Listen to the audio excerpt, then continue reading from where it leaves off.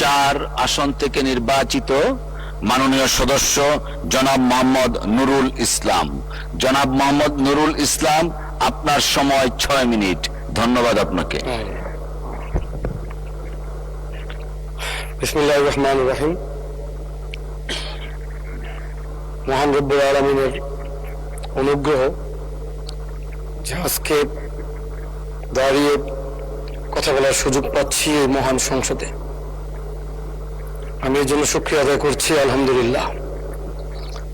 মাননীয় স্পিকার, আপনার কাছে বাড়তি সময়ের আবেদন জানিয়ে বক্তব্য শুরু করছি। মহামান্য রাষ্ট্রপতি যে ভাষণ দিয়েছেন সেখানে শহীদ রাষ্ট্রপতি জিয়াউর রহমানকে স্বাধীনতার ঘোষক হিসেবে অভিহিত করেছেন। আমাদের প্রিয় নেত্রী প্রয়াত বেগম খালেদা জিয়াকে গণতন্ত্রের জন্য সংগ্রাম করতে করতে গণতন্ত্রের সমর্থক শব্দে পরিণত হয়েছিলেন, আপসীর নেত্রী হিসেবে স্বীকৃতি দিয়েছেন। সর্বোপরি গত 16 বছরের শাসনকে তিনি ফেসিবাদী শাসন হিসেবে বর্ণনা করেছেন। এই জন্য মহামান্য রাষ্ট্রপতিকে ধন্যবাদ জানাচ্ছি।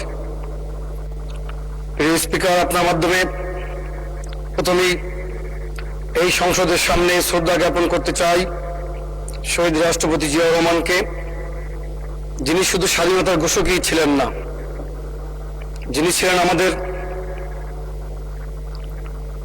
আনন্দের অনুঘটক, আমাদের সাহসের প্রেরণা, আমাদের বিজয়ের মহানায়ক, যিনি ছিলেন বাকশালের গোরখোদক, যিনি ছিলেন সবুজ বিপ্লবের কাব্য কিষাণ, বাংলাদেশের অসম্পূর্ণ এবং সংকীর্ণ একটি জাতীয়তাবাদের বিপরীতে যিনি আমাদেরকে একটি সার্বজনীন সমাধান দিয়ে গিয়েছিলেন। একজন নেতা পৃথিবীর সবচাইতে হাস্যকর বক্তব্য রেখেছিলেন। পাহাড়িদের উদ্দেশ্যে বলেছিলেন, তোমরা সবাই বাঙালি হয়ে যাও। কাউকেই বাঙালি হতে হয়নি, কারণ শহীদ রাষ্ট্রপতি জিয়াউর রহমান সমতল ভূমি থেকে পাহাড়ি অঞ্চল পর্যন্ত বাংলাদেশের প্রতিটি নাগরিককে একই পরিচয়ে আবদ্ধ করার জন্য দেশপ্রেমের শ্রেষ্ঠ দর্শন বাংলাদেশী জাতীয়তাবাদ আমাদের জন্য রেখে গেছেন। শুধু তাই নয়, দেশ, মাটি, জীবন, ধর্ম, শিক্ষা ও বোধের আলোয় গড়ে ওঠা আমাদের যে সংস্কৃতি, তিনি তাকে লালন করেছেন। আমাদের পররাষ্ট্রনীতিকে নির্দিষ্ট চৌহদ্দি থেকে বের করে এনে তিনি সার্বজনীন করেছিলেন। আমি স্মরণ করছি দেশনেত্রী বেগম খালেদা জিয়াকে, যিনি বলেছিলেন, বাংলাদেশ ছাড়া বাংলাদেশের বাহিরে আমার আর কোনো ঠিকানা নেই। যিনি বলেছিলেন, ওদের হাতে গোলামীর জিঞ্জির, আমাদের হাতে স্বাধীনতার পতাকা।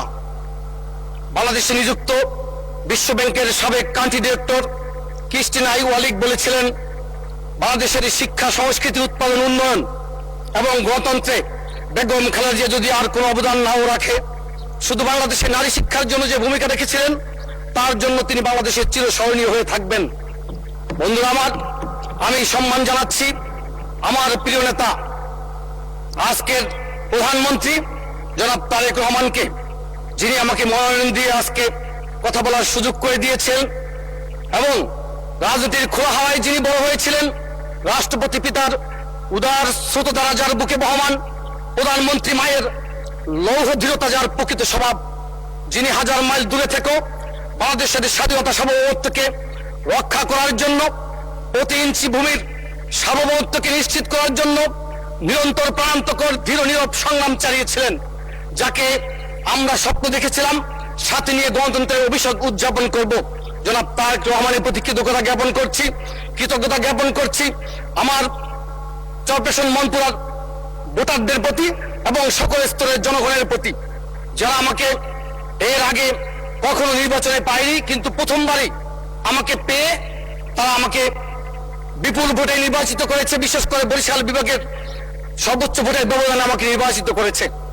আমি বরিশাল বিভাগের নির্বাচনী প্রচারণায় যে সমাবেশ হয়েছিল, সেই সমাবেশের স্টেজে আজকে প্রধানমন্ত্রীকে আমার চরপেশন মনপুরার 4টি বিষয়ে বলেছিলাম, বিশেষ করে ভোলা জেলা সম্পর্কে। একটি বিষয় ছিল, ভোলা জেলা বাংলাদেশ থেকে বিচ্ছিন্ন, আর ভোলা থেকে আরো বিচ্ছিন্ন হচ্ছে মনপুরা সহ আরো অনেকগুলো দ্বীপ, যেখানে মানুষ চিকিৎসা সেবা থেকে বঞ্চিত। আমি বলেছিলাম ভোলার চরপেশনকে মাথায় রেখে যাতে একটি মেডিকেল কলেজ স্থাপন করে দেয় ভবিষ্যতে বিএনপি ক্ষমতায় আসলে। এটা আমি আমার প্রধানমন্ত্রীকে সেদিন স্টেজে বলেছিলাম। আরো বলেছিলাম ভোলা বরিশাল ব্রিজের জন্য ভোলার দামাল ছেলেরা নদী সাঁতার কেটে ঢাকায় এসে অনশন করছিল, এই জন্য ভোলা বরিশাল ব্রিজের কথা বলেছিলাম। আরো বলেছিলাম চরপেশন মন্ত্র হচ্ছে নদী ভাঙ্গন কবলিত একটি জনপদ, যেখানে নদী ভাঙ্গন রোধ করার জন্য টেকসই প্রকল্প হাতে নেওয়া প্রয়োজন। বিশেষ করে গোটা ভোলা জেলাকেই যদি বাঁচাতে হয় তাহলে টেকসই প্রকল্প হাতে নিতে হবে, পাশাপাশি বেড়িবাঁধ দিতে হবে এবং মনপুরায় কোনো বিদ্যুৎ নেই, বিদ্যুৎ সরবরাহকে নিরবিচ্ছিন্ন করতে হবে এবং ভোলার চরপেশন মনপুরা প্রাকৃতিক সৌন্দর্যের এক লীলাভূমি। এই প্রাকৃতিক সৌন্দর্যকে কাজে লাগিয়ে ভবিষ্যতে এই চরপেশন মনপুরাকে সাস্টেনেবল। ধন্যবাদ মাননীয় সদস্য, আপনার সময় 2 মিনিট বাড়ানো হলো। ধন্যবাদ মাননীয় স্পিকার, আরেকটু বাড়িয়ে দিতে পারলে ভালো হতো। যাই হোক, আমরা ঢাকা থেকে যখন রওনা দিই এই ভাঙা পর্যন্ত, ফরিদপুরের ভাঙা পর্যন্ত আমরা স্বাভাবিকভাবে যেতে পারলো, ভাঙার পরে রাস্তা আসলেই ভাঙা। কিন্তু প্রায় 30টি নির্বাচনী আসনের অসংখ্য জনগণ এই রাস্তা দিয়ে চলাচলবে। অতএব ঢাকার সাথে সম্পৃক্ত হওয়ার জন্য এই রাস্তাকে 6 লেনে উন্নীত করার আবেদন থাকলো আজকের এই মাননীয় সংসদের মাননীয় স্পিকারের মাধ্যমে এই মহান সংসদে।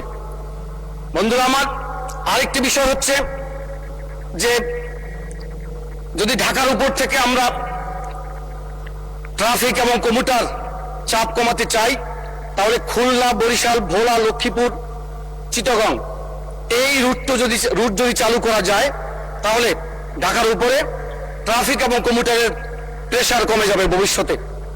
এই জন্য ভোলা বরিশাল ব্রিজ এবং ভোলা লক্ষ্মীপুর ব্রিজের মাধ্যমে এই হাইওয়েটি করা সম্ভব। যাই হোক, আমি